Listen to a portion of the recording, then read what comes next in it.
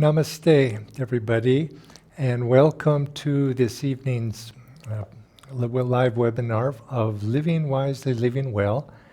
And as you know, every week we do a reading from this book. And this evening, this is for October 24th. Swami Ananda writes, "Stand by whatever lessons you've learned from life. People may urge you to see things their way, but the only truth you can ever really know is one you've experienced for yourself. Change your mind only when new experiences obliges you to see things differently." This is an important reading. What Swamiji is saying here is to have the courage to go by your own experience, not necessarily what other people tell you, especially when they tell you that something contradicts your own individual experience. There's a story that was told to me by a fellow who loved bird watching, and in the bird watching community, there, as you know, a tradition of people go out and they count how many different birds they can see. And if by chance you should see a species of bird documented that this is the species that you're seeing, and it should differ from what the description of that bird is in the book, the Audubon Book of Birds, which are you to believe? Are you to believe the description that's in the book, or are you to believe what you see with your own eyes? And of course, obviously, the answer to that is, and they say in the bird watching community, go with the bird. In other words, instead of go with what your real experience is rather than what perhaps the book might say. And this has lots of applications in today's world because there's a tremendous pressure, especially with young people, but with all of us, to conform to what the group perhaps might think, even though you know in your heart that that's not the truth, not the direction that you want to go. People often will say, friends, companions, let's do this. It's going to be a great fun. But you know from your own experience that it's not going to be great fun. It's going to bring you suffering and unpleasantness. And so what are you going to do? You're going to go with the friends, or are you going to follow your own experience? It's a foolish person that does something that their own experience tells them it's the wrong thing to do, and they repeat it again and again and again. You see people in life that do this, continually making the same mistake over and over again. But it's the wise person that learns from his mistakes and is able to go forward in his life in a direction based upon what his direct experience has been. There was a famous experiment that was done quite a few years ago. I believe it was in the 1950s, and it's called the Ash experience. And in this experiment, Swami Kriyananda used to refer to it from time to time. In this experiment, the psychologist, he set up a situation in where he had 8 people come in to a room and sit around a conference table, and he would project onto the screen an image of 3 lines, each of different length.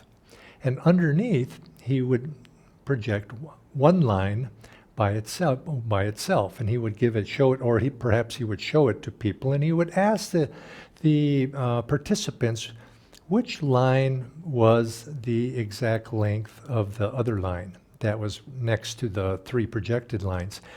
Now, unbeknownst to the subjects, one of the subjects who would come in, he was the one that was being experimented with. The other 7 were all people that had been selected by the experimenter and were in on the charade that was about to be demonstrated.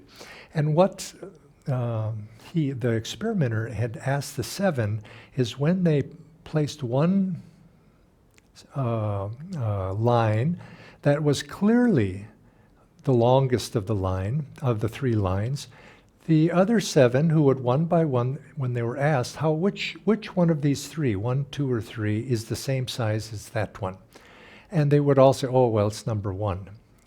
And everybody said, "Oh, it's number one." And the subject who was not in on the you might say, the situation, he was the last to answer, and then he would be faced with the dilemma, which one is it? Is it number 1, 2, or 3? Well, if it was very clearly, it looked like number 3, they found that more often than not, or in a significant number of cases, that person would agree with the other 7 and say, oh, it's number 1. And they repeated this again and again with hundreds of subjects, and they found that roughly the ratio was about 30% of the people would conform to what the majority of the others would say, even though their experience was clearly that it was not true. Now, this is a little bit scary to think about that how people basically, the influence of the people around them would make a person go counter to what their direct experience is. And I know when I heard that experiment and I actually went and read about it, I thought, oh, that would never happen to me. I'd never do that. And you might be saying the same thing. Oh, I would never do that. But is that really true? Are you sure? The influence of our surroundings, the influence of people around us, our direct friends, acquaintances, society at large, they have an influence on us, and we begin to conform to what they're saying, even though it may go against our direct experience. And this is something we need to be aware of. There's a pressure upon us. Now, that experiment has been repeated again and again over the years, and generally it holds true. That time of the 1950s in America, there was a time of great pressure to conform after the war and the years after, for whatever reason, many reasons. There was a great pressure, and so they found as time went by, society itself places less pressure on people to conform, but nevertheless, the principle is still true. It's just the numbers differ a little bit as time goes by. And this is what we find. Now, if you've been a parent, you know that your children, sometimes they come home and they've done something, some mischief, some wrong behavior, and it's not uncommon for the child to say, well, all my friends were doing it, and so I needed to do it too. And of course, the typical parent will say, well, if all your friends jumped off a cliff, would you jump off a cliff too? It's sort of one of the standard responses of parents. But yet, you find the kids, particularly at a certain age group, there's a tremendous desire on their part to be one of the gang. I don't want to be different than somebody else. And so they find themselves doing wrong behavior, even though their experience may, or their advice that's been given to them is to not do that. And often you try to raise children and you say, well, it's better not to do that. You should do this. And they want to know why. And you could say, of course, well, I said so. But you know, as a parent, that doesn't work so well. Or you could say, well, the scriptures say so. This is the tradition. That's why you should say so.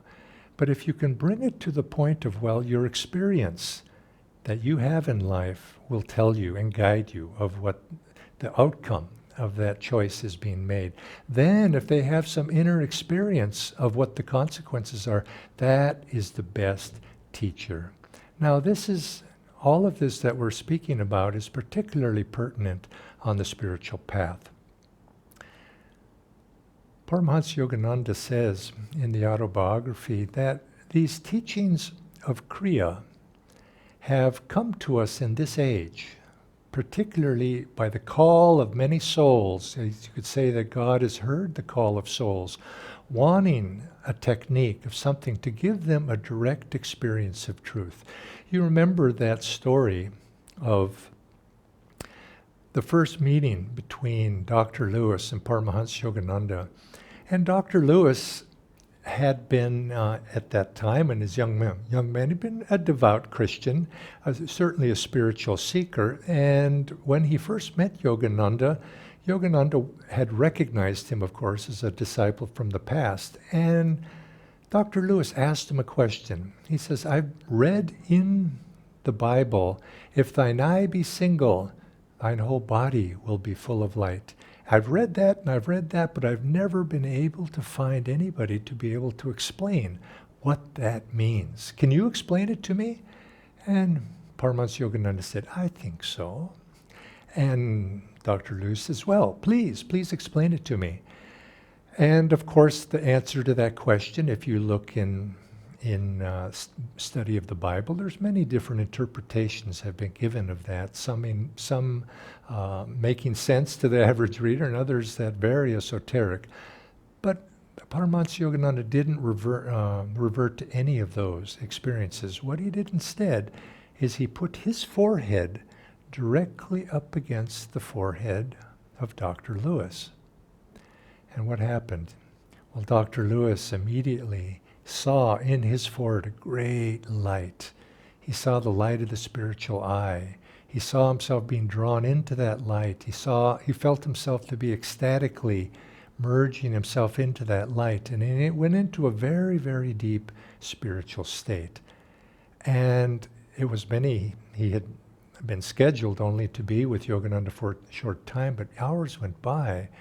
And he found himself in that ecstatic state.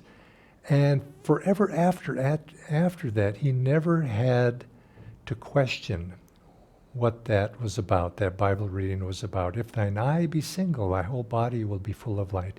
He'd been given the vision of the spiritual eye, that single eye, and his whole body was literally filled with light. And it said that in weeks after that, and actually throughout his life, he said he would come to work in the morning. He was a dentist, and he would go to work. But before he would enter into his office, into his dental office, he would look up into the spiritual eye, and that experience of being able to see that light had been retained. And he could look into that spiritual light, draw that blessing to him, and then he would go to work.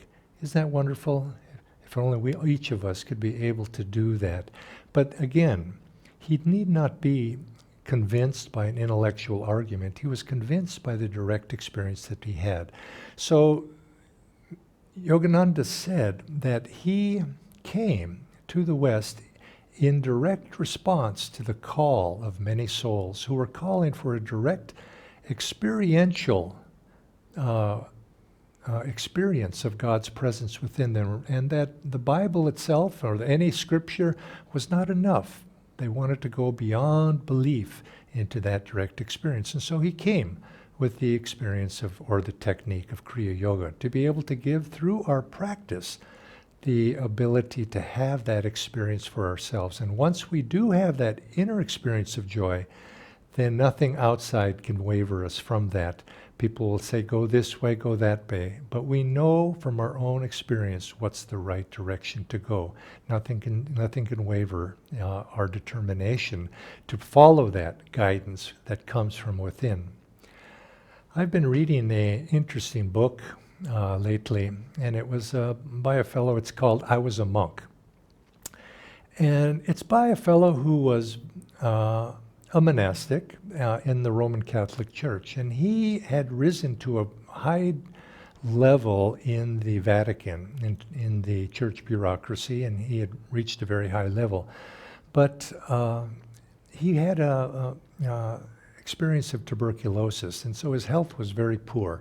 So after a period of time, and he was sent up into the Alps at the higher altitude, the cleaner air, in order to go through a period of healing, recuperation. In those days, this was a common practice when one had suffered from tuberculosis, to take a cure at the health spa in the Alps. So he went for a period of time up into the Alps to experience that. And while he was there, he had basically had a time to pray, he had a time to meditate in his own fashion, and to be able to study the Bible. And he said a period of time came when he had a very, very deep experience, a spiritual experience, an expanded sense of awareness, an expanded sense of joy. And in a sense, he had an experience which you could call a samadhi experience, a superconscious experience of expanded awareness, of great joy, great inner bliss. And he was in that state for quite a long time. And he had deep, divine inner perceptions, direct perceptions of truth, of what the nature of reality was in that joyful state. And after a time, he came back to normal consciousness, and he was able to, in the after effects of that, live in that state and pass time in that state during the rest of his time, during his time of cure from tuberculosis. I haven't got to the part yet if he was actually permanently cured or not, but I think he did. He did receive a cure.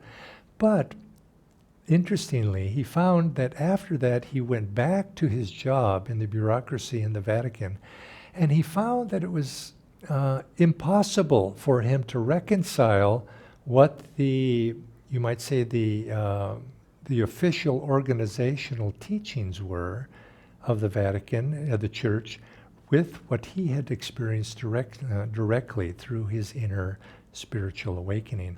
And he found it harder and harder to be able to reconcile these, to the point that he finally had to resign, and he ended up leaving the church and giving up his priesthood to go back into secular life. Now, he lived, of course, a life guided by his own inner sense of what that truth was. But he had to make that choice. Do I go by what the book says, or do I go by what my inner heart and my inner experience says? And when we have that choice, which is it that we're going to make?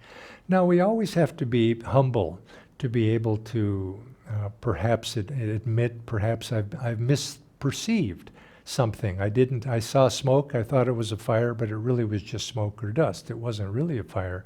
But yet when we have these deep inner experiences, there's no doubt. It's not maybe it happened, maybe it didn't happen. When you have that deep inner experience of the divine awakening within us, you know for a fact that this is the truth. I remember years ago having a little touch, not nearly like this fellow, but a little touch of that, a perception of what the reality of a certain situation is. It was through a direct inner awakened perception of something. And after that, there was no doubting the direction that I needed to go in a certain situation. Now, looking at that experience from the outer rational point of view, it didn't necessarily make sense that I should go this way or that way. But when you see the answer to a question that you have in life from an own inner awakening, a sense of, you might say, a higher conscious perception of what needs to be done, you immediately know that's the direction I have to go.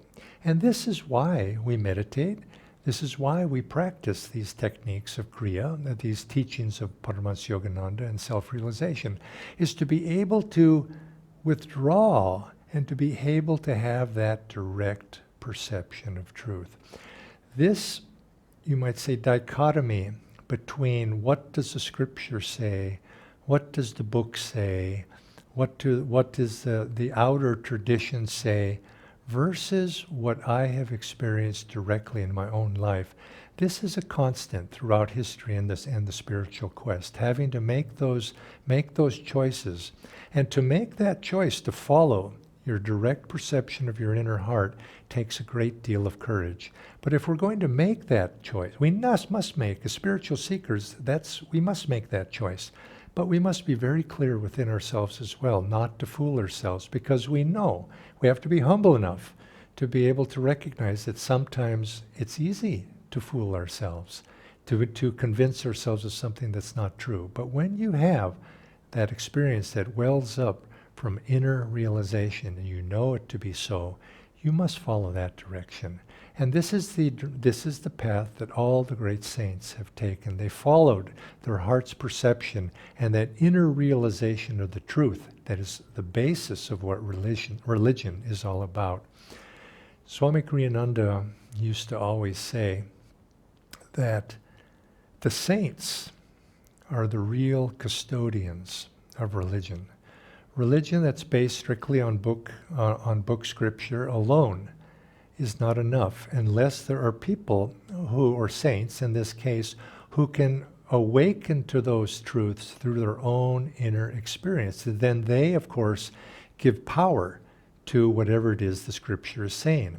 But it's through them that, again, a true awakened, self-realized master that is the custodian, because they have the direct perception, awakened again and again throughout the ages, not through interpretation of what the written word is.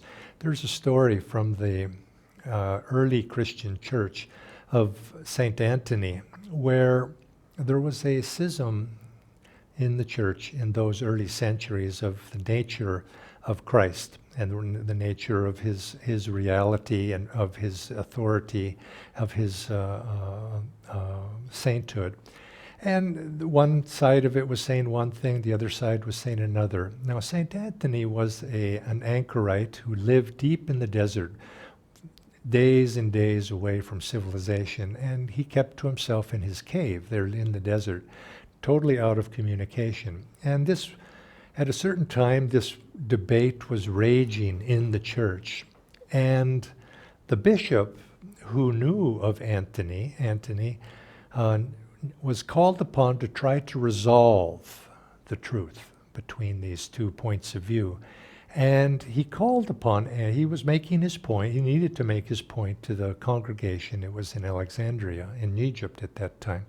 So he went to find Anthony, and he went deep in the desert, many days' journey, found Anthony, and convinced him, because he was the bishop and Anthony was a loyal follower, to come with him to Alexandria to resolve the argument.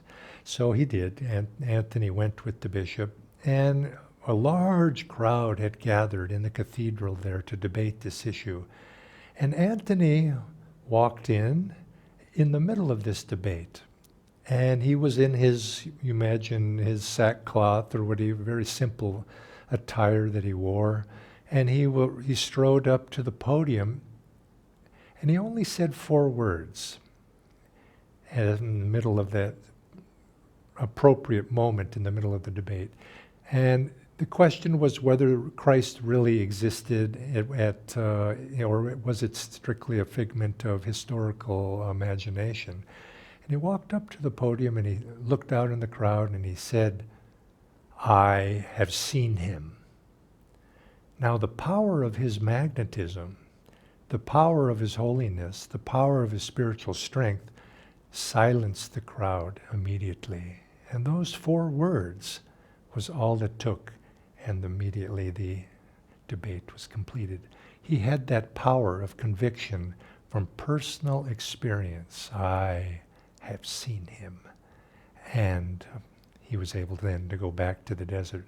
This is what keeps religion alive, the power of direct experience. And for each of us, you could say, we too have a responsibility to be able to affirm our own inner experience and share that, in a sense, with others.